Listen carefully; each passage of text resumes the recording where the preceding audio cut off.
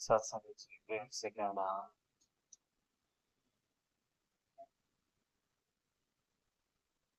आज दिल्ली के इस मैदान में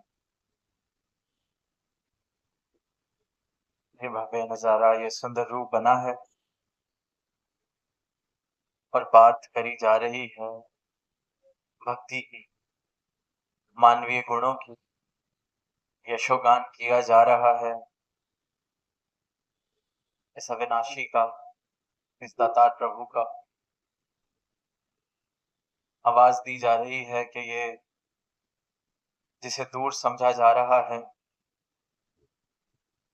जिस परमात्मा को कथनी सुननी तक सीमित रखा जा रहा है, ये अंग संग बसता है, प्राप्त करने योग्य है। जिसने पाया है उसने यही आवाज सारी ही मानवता को देने का प्रयास किया है कि इस अंग संग बसने वाले को दूर ना समझा जाए। ये जो हमारे अंग संग बस रहा है, हमारे घट में बस रहा है, जिसके अंदर इस सारी सृष्टि का वास हो रहा है, इसको दूर ना समझा जाए। कहीं मानवता की भी वही जल में मीन प्यासी मोहे सुन सुनाए हंसी वाली अवस्था न रह जाए। जो मानव इस परमात्मा रूपी समुद्र में है, फिर भी प्यासा है, फिर भी वांझा है, तो उस मानव को आवाज दी जा रही है कि ये अंग संग बसने वाली सत्ता को कथनी सुननी तक सीमित ना किया जाए, प्राप्त कर लिया जाए, दर्शन कर लिए जाए। इसके साथ प्रेमा भक्ति वाला रिश्ता जोड़ लिया जाए, जो एक भक्त और परमात्मा में होना चाहिए। जो सही मायनों में एक भक्त और परमात्मा में रिश्ता अगर स्थापित होता है तो ये प्रेमा भक्ति के भाव वाला ही रिश्ता होता है। पर वो मुमकिन तभी है जब इस अविनाशी के दर्शन मैं कर लूं, मेरा जीवन उज्जवल हो जाए, रोशन हो जाए। अज्ञानता की जो ये आंख पर पट्टी बंधी है, संत आवाज देते हैं और ये पट्टी खोल देते हैं ताकि फिर रोशनी दिखाई देने लगे, अंधकार से मेरा जीवन प्रकाश की ओर आ जाए। पर इंसान की, संसार की, मानवता की हालत कुछ इस प्रकार हो रही है कि जो गुण जिन्हें मानवीय गुण कहा जाता है, जिन्हें दिव्य गुण कहा जाता है, जो ये बात कही जाती है कि परमात्मा ने इंसान को अपनी सर्वश्रेष्ठ यूनि की तरह बनाया, अपनी ही छवि में बनाया, अपना रूप इसमें बसता है, तो जो इंसान का मूल स्वभाव है, मूल रूप है, वो ये अविनाशी सत्ता ही है। तो जो ये गुण है, प्रेम वाले, सहनशीलता वाले, विशालता वाले,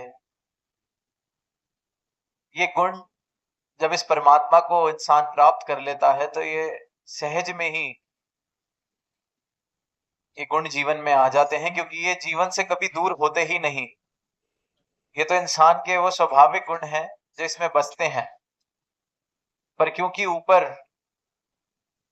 ना जाने कितनी भ्रमों की पट्टियां, कितनी धूल मिट्टी जो चढ़ जाती है, तो अपने स्वभाव से ही इंसान बेखबर। और अक्सर आजकल हालत देखते हैं इंसान की कि प्रेम को महसूस करने की जो उसकी क्षमता इंसान की हम देखते हैं कम होती जा रही है। जीवन में प्रेम कम होता जा रहा है। अपने मूल स्वभाव, जिससे सारी मानवता का कल्याण होना है, जिस भाव से इस परमात्मा की प्राप्ति होनी है, जिन प्रेम कियो तिन्ही रब पायो, तो वो भाव ऐसे होते जा रहे हैं कि इंसान की रिसेप्टिविटी प्रेम की ओर, सहनशीलता की ओर, हर्षोल्लास की ओर, शुक्राने वाले भावों की ओर कम होती जा रही है। महसूस ही इंसान नहीं कर पा रहा, मानो कि जैसे जड़ जीवित से जड़ होता जा रहा है। प्रेम उसको खुशी नहीं दे रहा। इंसान को ये भ्रम है कि ये संसारिक उपलब्धियां ही शायद खुशी का स्रोत है। जैसा जैसा समाज संसार बनता जा रहा है, जिन जिन वस्तुओं की, जिन जिन पदों की, उपलब्धियों की कीमत संसार बढ़ा देता है, उनकी प्राप्ति को ही खुशी, उनकी प्राप्ति से ही लगता है जीवन का कुछ मूल बनेगा। और इसी करके अपने स्वभाव से ये प्रेम, ये अपनत्व, स्वीकृति वाले भावों से दूर होता जा रहा। और जिस जिस जीवन से ये भाव दूर हो जाते हैं, वो जीवन बेजान हो जाता है, मृतक जैसा जीवन हो जाता है।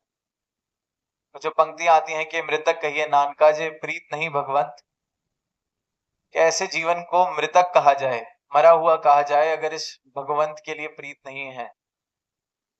और अगर भगवंत के लिए प्रीत नहीं है, तो फिर जीवन से प्रीत हर चीज में से खत्म होने लगती है। प्रीत के नाम पर, प्रेम के नाम पर सौदेबाजी।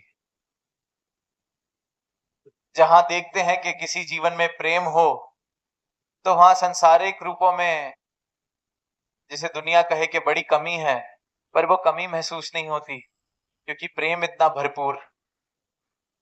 पर वहीं जहां प्रेम ना हो और सब कुछ हो, जिसको संसार सब कुछ मानता है, वहां फिर भी ऐसे लगता है कि सिर्फ और सिर्फ शिकवे, सिर्फ और सिर्फ और मांग, सिर्फ और सिर्फ एक कंगालता वाले भाव। तो इसलिए कहा गया है कि ऐसे जीवन को मृतक कहा जाए, मृतक कहिए नानका जे प्रीत नहीं भगवंत। और जो इन गुणों की, जो दिव्य गुणों की बहार है, जिसमें मानवता प्रफुल्लित हो सकती है,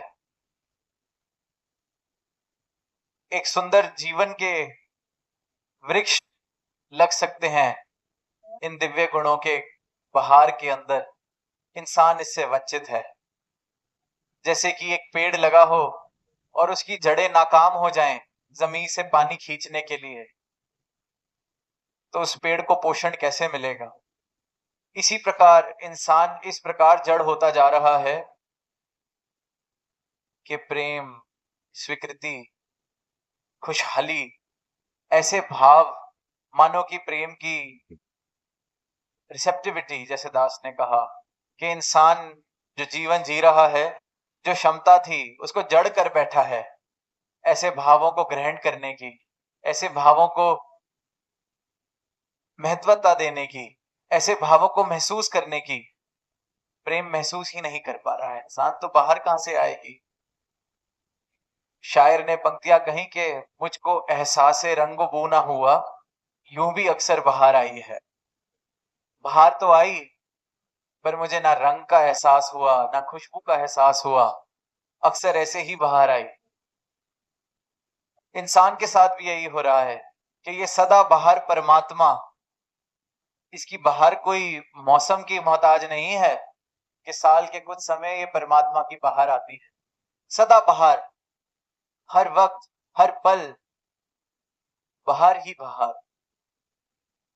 पर इंसानी जीवन ऐसे है कि पूरे पूरे जीवन खत्म हो रहे हैं, पूरी पूरी इस शरीर की यात्रा खत्म हो जाती है, और एहसासे रंग बू ना हुआ कि ये परमात्मा की ये जो रंग है, ये परमात्मा की जो इतनी सुंदर अंग संग रहने वाली ये जो सत्ता है, इसका एहसास ही नहीं मैं कर पाया। इसकी बनाई हुई सृष्टि में इसके रंग ही मैं नहीं देख पाया, इसकी महक ही मुझ तक नहीं पहुंच सकी। मुझको एहसास से रंग बू ना हुआ, यूं भी अक्सर बाहर आई है। शायर ने तो अक्सर बाहर कहा, दास ने कहा है कि सदा ही बाहर है, और पूरा पूरा जीवन व्यतीत हो जाता है, पर इस परमात्मा का एहसास इंसान नहीं कर पाता, इसके रंग नहीं देख पाता, इसकी प्राप्ति करके इसके रंगों की इसकी खुशबुओं की बहार अपने जीवन में नहीं ला पाता। इसलिए देखते हैं कि इंसान के जीवन से ये जो प्रेम वाले भाव हैं ये खत्म होते जा रहे हैं, सहनशीलता वाले भाव खत्म होते जा रहे हैं। ये खुद माफी मांग ले अगर कोई गलती हो गई, ऐसे भाव खत्म हो जा रहे हैं। माफ कर दें, ऐसे भाव खत्म हो जा रहे हैं। सब कुछ हासिल होके भी इंसान की नजर जो है सिर्फ वहां जाती है जो नहीं है, क्योंकि अधूरे संसार के साथ रिश्ता है, अधूरे संसार की कीमत है, जो कभी मुझे पूर्ण महसूस नहीं करा सकता। तो मेरी नजर भी वो फिर ऐसी ही बन जाती है जो कमियां देख रही है। जैसे कहते हैं कि एक सफेद चादर पर एक छोटा सा काला एक बिंदु बनी हो तो मेरी नजर सिर्फ वही है, कमियां, ये नहीं मिला, बाकी जो मिला है उसका शुक्राना नहीं। इसलिए फिर भक्त कहते हैं कि शिकवे से शुक्र में आए। शुक्राने वाले भाव जीवन में आते हैं तो मतलब ये परमात्मा की बहार मेरे जीवन में आ रही। और ये शुक्राने वाले भाव जीवन में सदैव के लिए, टिकने के लिए तभी आ सकते हैं जब जो प्राप्त करने योग्य है इसकी प्राप्ति हो जाए। संसार की जो लालसा है, संसार को प्राप्त करने की जो होड़ है, जितना प्राप्त कर लें फिर भी अधूरा है, क्योंकि पूर्ण नहीं है।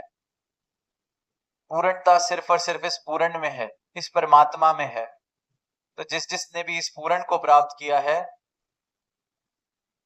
उसने फिर शुक्राना किया है, क्योंकि उसके जीवन में अब कोई संसारिक उपलब्धियां वाद घाट नहीं कर सकती कि ये मिल गया तो आज मेरे जीवन की कीमत बढ़ गई, ये कोई ले गया मुझसे तो मेरे जीवन की कीमत घट गई, स्टॉक मार्केट का लूची हो गई तो मेरे जीवन की कीमत बढ़ गई, कल स्टॉक मार्केट कम हुई, मेरा दिवाला निकल गया तो मेरे जीवन की कीमत घट गई।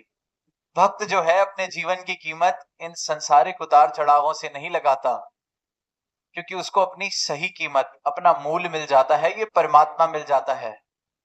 अब ये जो असीम सत्ता है, अविनाशी सत्ता है, अकाल पुरख है, इसको कौन, ऐसी कौन सी उपलब्धि देकर इसकी हम कीमत बढ़ा सकते हैं या घटा सकते हैं? ऐसा क्या इस परमात्मा को दे देंगे जिससे ये बढ़ जाए, या इससे ऐसा क्या ले लेंगे जो ये घट जाए? इसी प्रकार जो भक्त है, जिसने इस परमात्मा को प्राप्त कर लिया, उसका जीवन भी पूर्ण हो जाता है, क्योंकि पूर्ण से जुड़ गया। तो फिर उस जीवन की भी कीमत इन संसारिक उपलब्धियों के आने जाने से नहीं है। उसको बखूबी पता है कि ये माया का जो रूप है, इसके साथ अनासक्त आसक्ति के भावों से जीना है, डिटैच्ड अटैचमेंट के भावों से जीना है तो मुबारक, नहीं है तो भी मुबारक। तो ये जो भाव हैं अनासक्त आसक्ति वाले, ये तभी आते हैं जब मुझे मेरे मूल की प्राप्ति हो जाए, मेरे मूल का बोध हो जाए, जब मुझे समझ आ जाए कि मैं भी इस पूर्ण का ही अंश हूं, तो मैं भी पूर्ण हूं, तो फिर जीवन में प्रेम आता है। क्योंकि जीवन प्रफुल्लित है, जीवन में फिर अधूरापन नहीं है, और जहां अधूरापन नहीं है वहां प्रेम है। क्योंकि प्रेम का घाटा तो तब होना शुरू होता है जब सिर्फ शिकवे है, जब सिर्फ लालसाएं, जब सिर्फ किसी को चोट पहुंचा के खुद ऊंचा होने के भाव हैं, किसी की लकीर छोटी करके अपनी लकीर बड़ी करवाने के भाव हैं, तो प्रेम कहां से आएगा? जो पूर्ण हो गया, इस परमात्मा को प्राप्त कर लिया, इस परमात्मा से प्रेम का रिश्ता जिसका स्थापित हो गया, तो फिर उसका इस परमात्मा की रचना से भी प्रेम का रिश्ता ही बनता है। फिर वो घट घट देखे अलग को, हर घट में इस परमात्मा को देख रहा है, फिर हर घट से प्रेम कर रहा है। फिर उसके जीवन में ये सदाबहार परमात्मा है।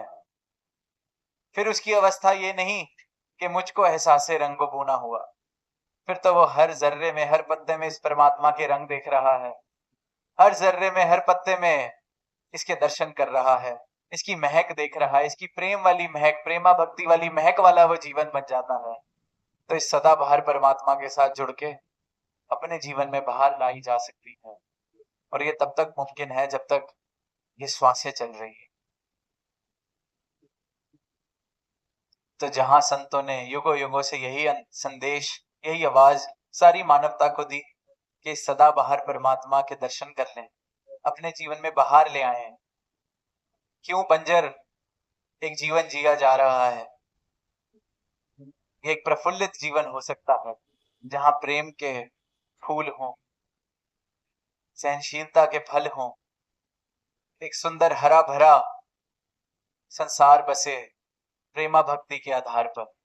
क्यों एक बंजर धरती बनाई जा रही है जहां गुलजार बनाए जा सकते हैं? तो इन्हीं भावों के साथ समय को देखते हुए दास इजाजत चाहेगा प्रेम से कहना।